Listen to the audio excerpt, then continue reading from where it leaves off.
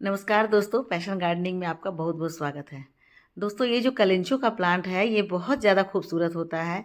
आप देख रहे हैं इनके फूल कितने ज़्यादा खिले हुए रहते हैं, बंच में खिलते हैं और इनके एक साथ ढेर सारी कलियां बनती है। और जो जिस भी कलर के फूल होते हैं, चाहे आपके पास वो रेड हो या मैरून हो या ऑरेंज हो या येलो हो, इन सभी के कलर के ये मिलते हैं। वैसे तो ये परमानेंट फ्लावरिंग प्लांट होते हैं, लेकिन ये खिलते हैं अक्टूबर के बाद से अप्रैल तक। मतलब अक्टूबर के बाद से इनके खिलने का समय होता है और अप्रैल तक लगातार खिलते रहते हैं और कभी कभी तो मई में भी ये खिलते रहते हैं। तो ये जो है वो सर्दियों के प्लांट होते हैं, सर्दियों में बहुत अच्छे खिलते हैं। उसके बाद बरसात में इन्हें बचाना थोड़ा सा मुश्किल हो जाता है, क्योंकि ये बहुत ज़्यादा पानी यदि इन पर पड़ जाता है तो इनके पौधे प्लांट जो है वो मर जाते हैं, गल जाते हैं। क्योंकि देख रहे हैं ऑलरेडी इनके पत्तियों में कितना अधिक पानी होता है। तो ज़्यादा फ्लेशी होने के कारण यदि ज़्यादा पानी डाल देते हैं तो ये गलने लगते हैं। तो बरसात के दिनों में बहुत ही इन्हें बचाने की ज़रूरत होती है।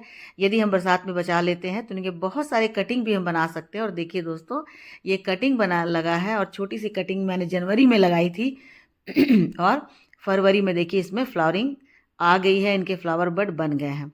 तो इन्हें बहुत ही आसानी से कटिंग से आप एक प्लांट से कई सारे प्लांट बना सकते हैं, क्योंकि ये प्लांट थोड़े से कॉस्टली होते हैं। ये प्लांट जो हैं देसी और हाइब्रिड दोनों तरह के होते हैं। तो हाइब्रिड प्लांट जो होते हैं वो हमारे यहाँ नर्सरी में 300 में आते हैं। तो ये 300 का एक प्लांट मैंने ख़रीदा था। और जो देसी वाले होते हैं वो 60-65 में आ जाते हैं। तो देसी वाले में भी बहुत फ्लावरिंग होती है, लेकिन उनके फ्लावर इतने सुंदर नहीं होते हैं जितने कि ये हाइब्रिड वाले होते हैं। तो हाइब्रिड वाले प्लांट ये बहुत ज़्यादा कॉस्टली होते हैं। तो इन्हें आप बहुत ज़्यादा तो नहीं खरीद सकते हैं या बार बार नहीं खरीद सकते हैं।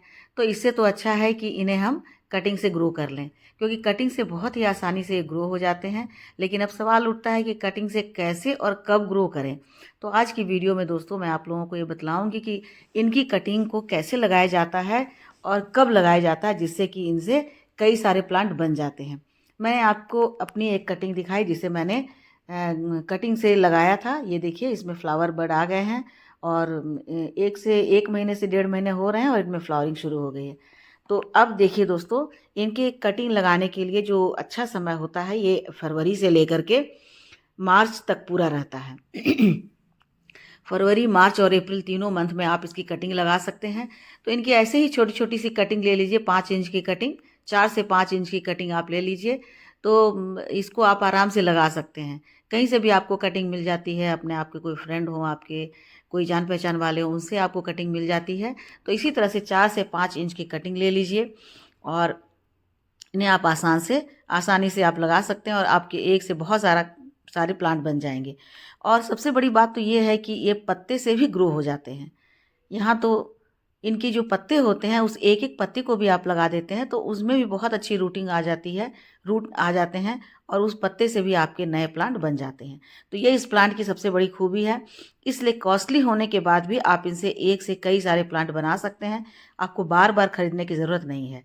हाँ, ये अलग बात है कि आपको कलर का वेरिएशन नहीं मिलेगा, क्योंकि यदि आपके पास रेड कलर है तो रेड कलर के बहुत सारे आप बना सकते हैं।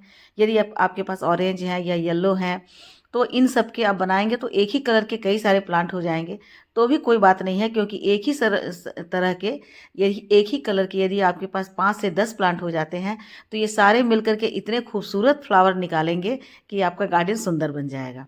तो छोटी छोटी सी कटिंग ले लेनी है और उसके बाद ये देखिए एलोवेरा जेल, क्योंकि एलोवेरा जेल से बहुत जल्दी रूट जो है वो निकलते हैं। अब बात आती है मिट्टी की कि कैसी मिट्टी लेनी चाहिए। तो मिट्टी में जो गार्डन सॉयल है, नॉर्मल गार्डन सॉयल के साथ साथ आप उसमें वर्मी कंपोस्ट मिला दीजिए।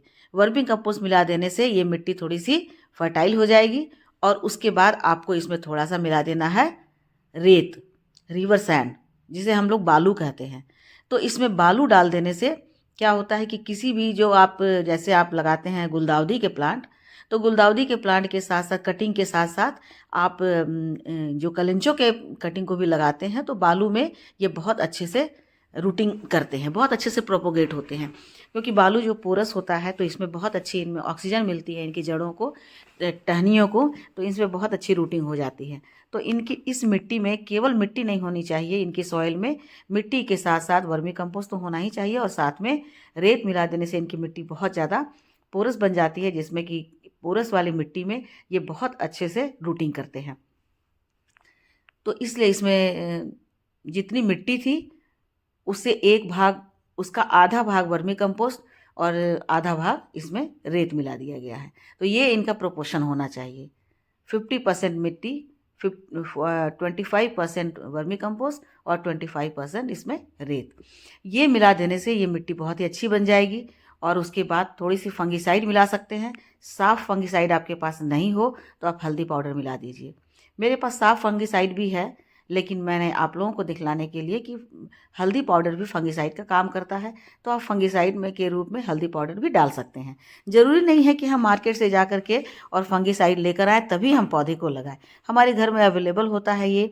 एलोवेरा जेल हमारे घर में अवेलेबल होते हैं। एलोवेरा जेल नहीं है तो हमारे घर में सिनेमन पाउडर होता है, उसे भी आप लगा सकते हैं, तो उससे भी बहुत अच्छी रूटिंग होती है।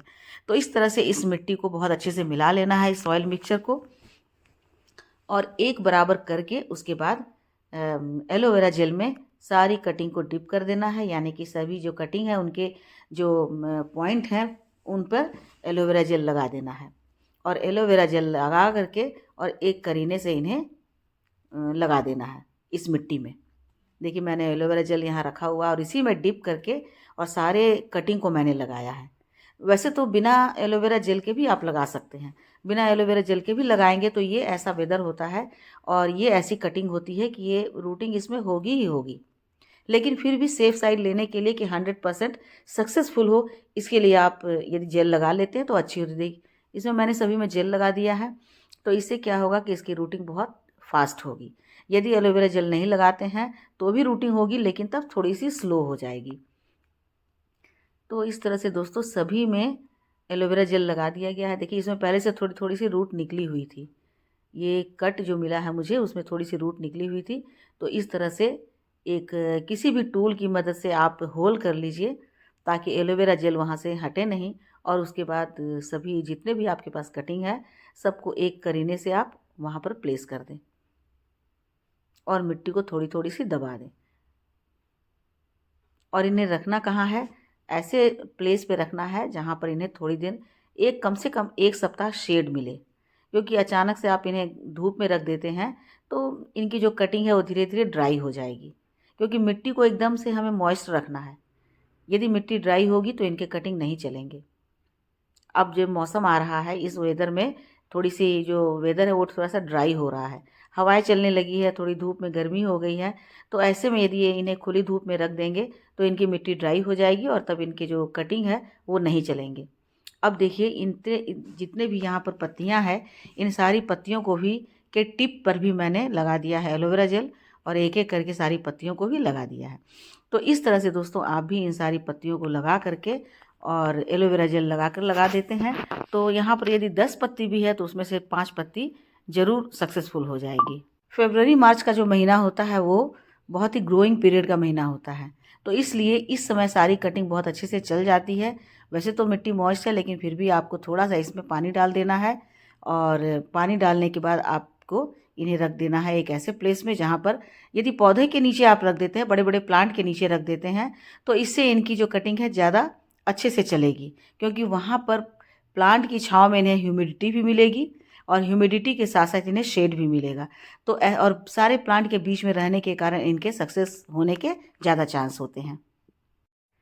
तो दोस्तों यदि आप फरवरी में मंथ में इन्हें लगा देते हैं तो मार्च के महीने में आपको इसी तरह से फ्लावरिंग देखने को मिलेगी। चाहे प्लांट छोटे भी हों लेकिन उसमें भी छोटी छोटी सी कलियाँ आ ही जाएंगी।